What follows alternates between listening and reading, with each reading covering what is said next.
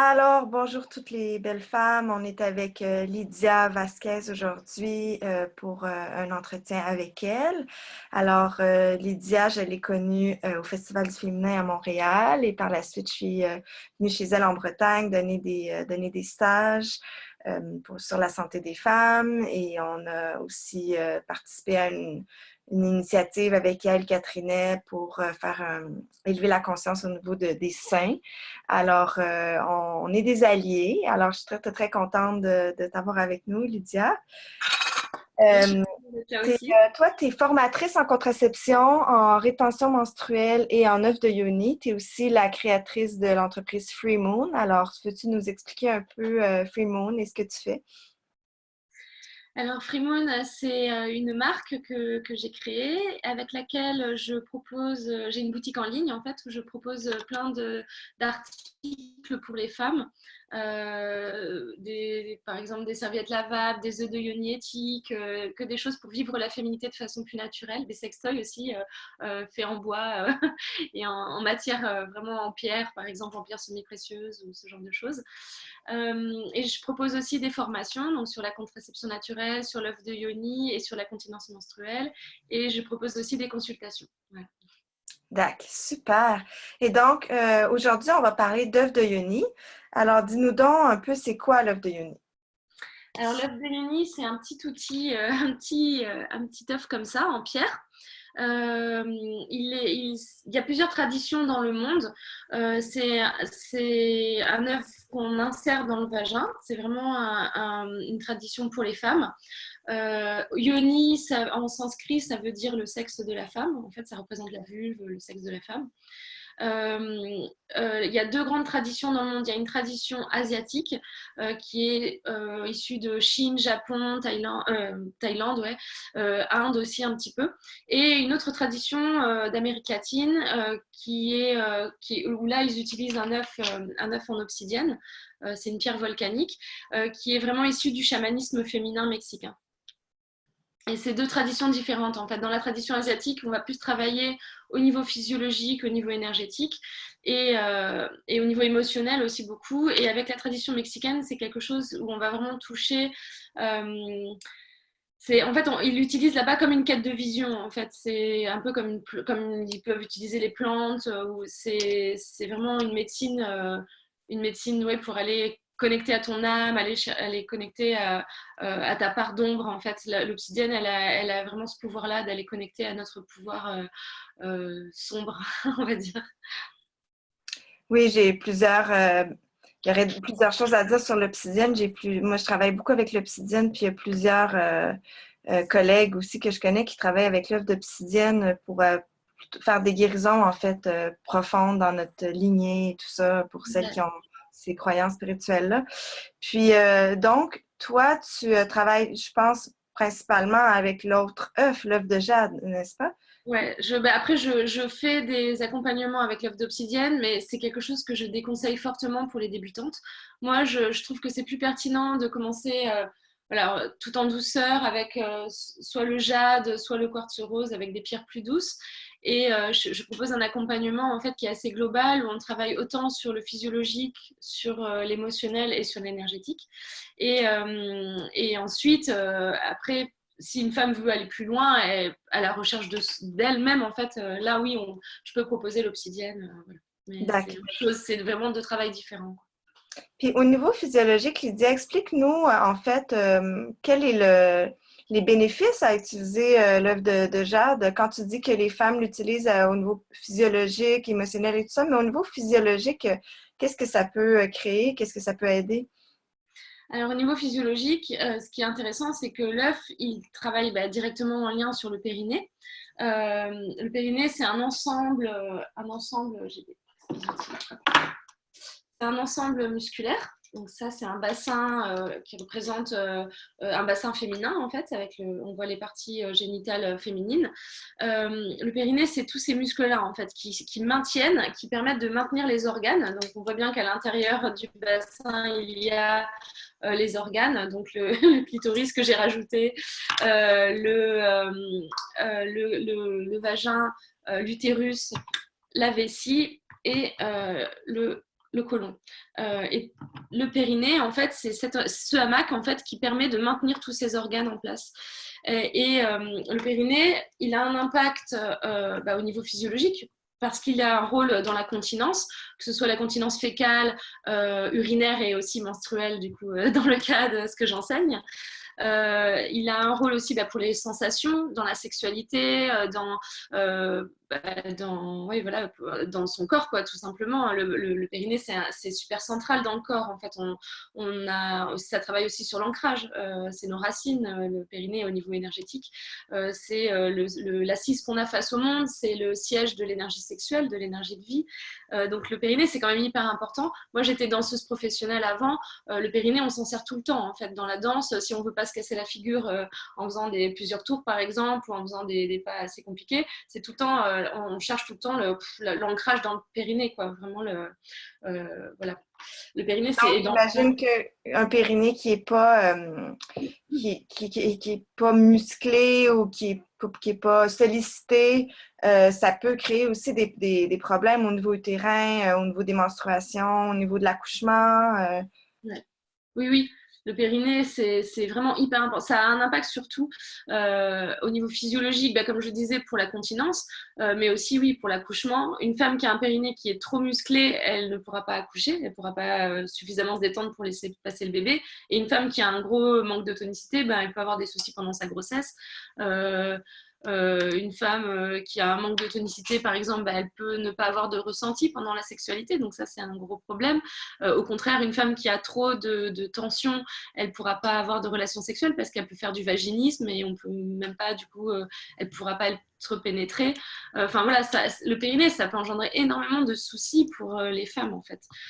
Et au niveau émotionnel aussi, parce que un périnée qui manque d'ancrage, un périnée qui n'a pas, je veux dire, de tonicité, va manquer d'ancrage, ou un gros manque de lâcher prise s'il y a trop de tension, par exemple, un problème pour exprimer ses émotions, un manque de confiance en soi. Tout ça, ça peut être vraiment lié à comment est le périnée, en fait, s'il est assez souple, s'il est tonique, s'il y a un bon équilibre corporel général. Et le périnée, il a aussi un impact avec la respiration, parce qu'il est en lien direct avec le diaphragme pulmonaire, qui monte et qui descend à chaque inspiration et expiration. Et du coup, à chaque fois que le diaphragme descend, il impacte sur le périnée.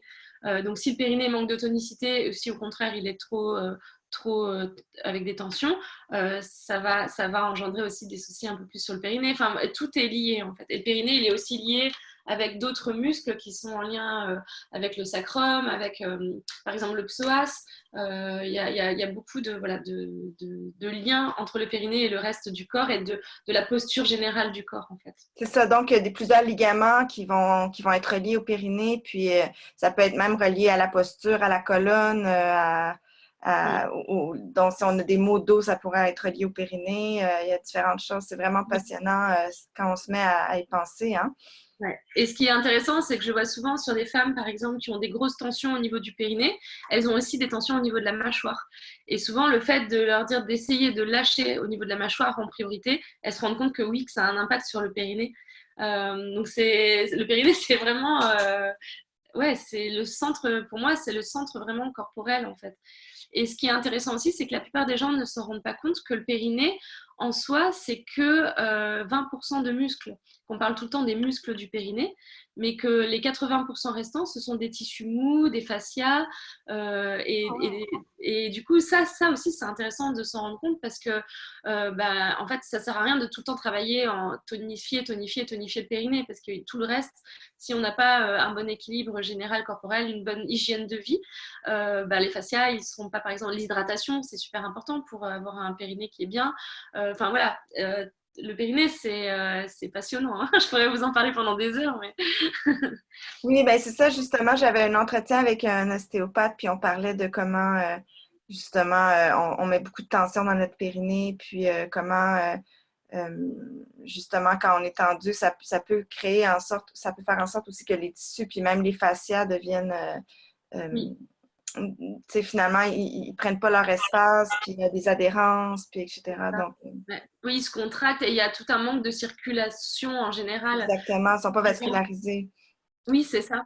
Et ça, je m'en rends vraiment compte. Bah, du coup, l'œuf de yoni, il permet Ouais. vraiment d'aller justement revasculariser toute cette zone et d'augmenter bah, l'oxygénation des tissus, d'augmenter la circulation, que ce soit sanguine, hormonale, lymphatique et énergétique aussi. Je ne peux pas ne pas l'aborder, mais oui, en fait, ça recrée toute une circulation générale qui est hyper intéressante. Alors, parle-nous donc justement de l'œuf de Yoni. De quelle façon il fait ça, stimuler la circulation? Alors, l'œuf de Yoni, de par sa forme, en fait, il a une forme qui est voilà, ovale, hein, c'est un œuf. C'est intéressant, c'est pour ça aussi qu'on n'utilise pas des boules ou des carrés. Cet œuf-là, cette forme est vraiment intéressante parce qu'elle va avoir un impact au niveau des muscles. En fait, c'est grâce à cette forme qu'on va pouvoir travailler sur les différents paliers du périnée. En fait, le périnée, là, on ne le voit pas trop bien sur ce truc-là, mais en fait, le périnée, il a trois paliers. En fait, il y a le premier palier, c'est les muscles superficiels qui sont vraiment ici, qu'on voit à l'extérieur. Ensuite, il y a une deuxième couche, on va dire, centrale, et une couche de périnée plus profonde, en fait. Et avec l'œuf de Yoni, donc je vais vous montrer un autre truc, voilà, ça. Ça, c'est donc ça représente en fait le canal vaginal. Donc ici, il y a la vulve, le vagin. Ici, le col de l'utérus, les trompes de Fallope et les ovaires. Et donc, en fait, quand on va insérer l'œuf de Yoni, on va l'insérer ici. Il va juste être dans le canal vaginal. Il va se balader ici, là, dans le canal vaginal. Si on insère nos doigts dans le vagin, on peut toucher le col de l'utérus. Donc, le canal vaginal est vraiment petit, en fait. Il y a beaucoup de femmes qui ont l'impression que le vagin est grand, que l'œuf peut aller ailleurs ou rester coincé ou je ne sais quoi. En fait, non. En fait, le vagin est vraiment très petit. Et quand on insère l'œuf de Yoni, il reste que là, il ne peut pas aller ailleurs. Et cette partie-là est composée des muscles périnéaux. Donc il y a trois couches. Il y a la première couche qui est ici, vraiment en surface. La deuxième couche qui arrive ici, à peu près au niveau du canal central. Et ensuite, la troisième couche qui va monter un peu jusque-là, à peu près, quoi. Et du coup, l'œuf de Yoni, quand on va l'insérer, si on arrive à dissocier ces trois couches, donc par exemple à monter, par exemple détendre la couche profonde et contracter la couche superficielle, ben, on peut faire monter notre œuf de Yoni. Donc là, on va travailler sur la dissociation de ces trois couches musculaires. Donc ça, c'est super intéressant parce que du coup, ça recrée, comme je disais, une circulation, ça réoxygène les tissus, ça affine le ressenti qu'on a, nous, de notre propre sensibilité intérieure, quoi, en fait, du vagin. Donc forcément, ça améliore beaucoup la sexualité, le plaisir.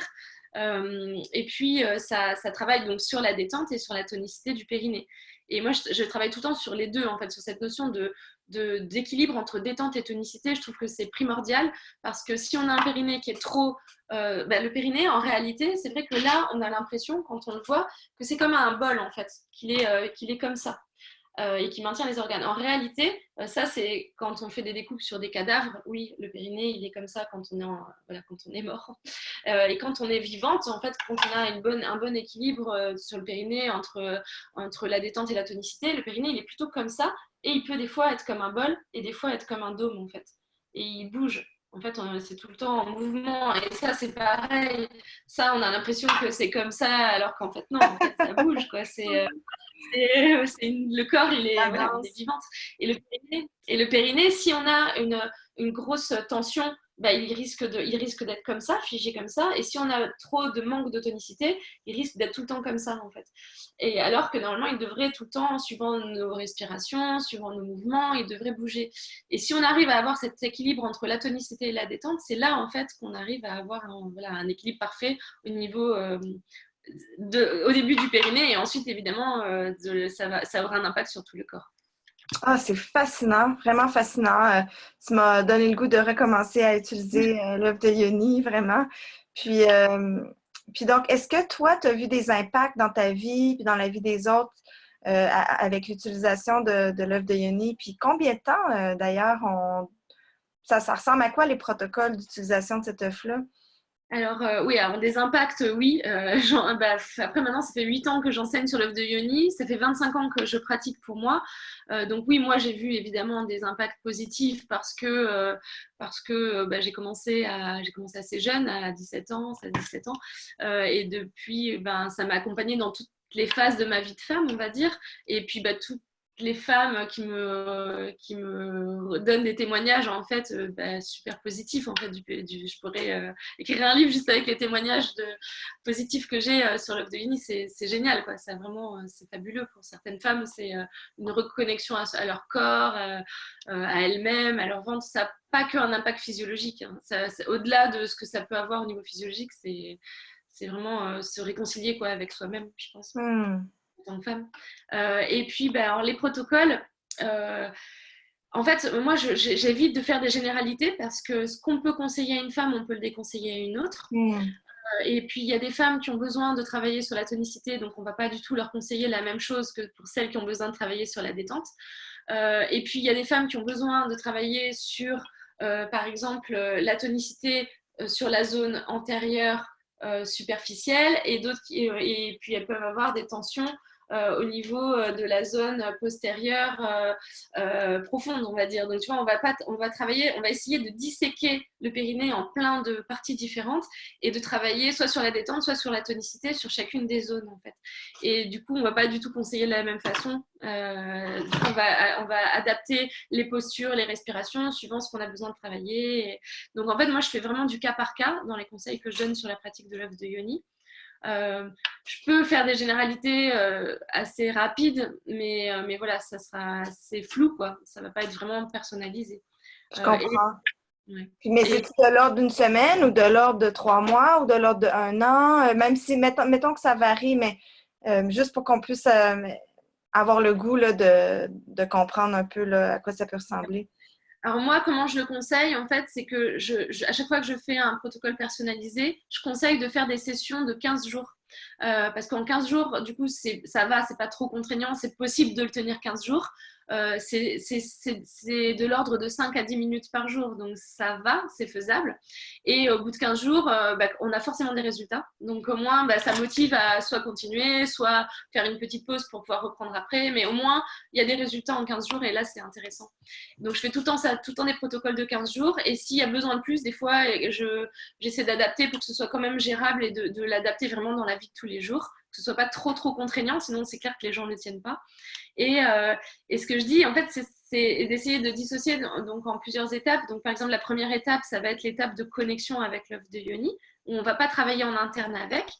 Il y a des femmes pour qui cette étape-là, elle va durer 2 jours et ça va leur suffire. Et ensuite, elles ont envie de passer au travail en interne. Et il y en a d'autres, elles vont attendre 2 ans avant de vraiment passer le cap, en fait. Et je trouve que c'est juste, c'est OK, en fait, que ce soit 2 ans ou 2 jours. Voilà, chacune a son rythme, chacune doit respecter ça, et c'est ça qui est intéressant, en fait.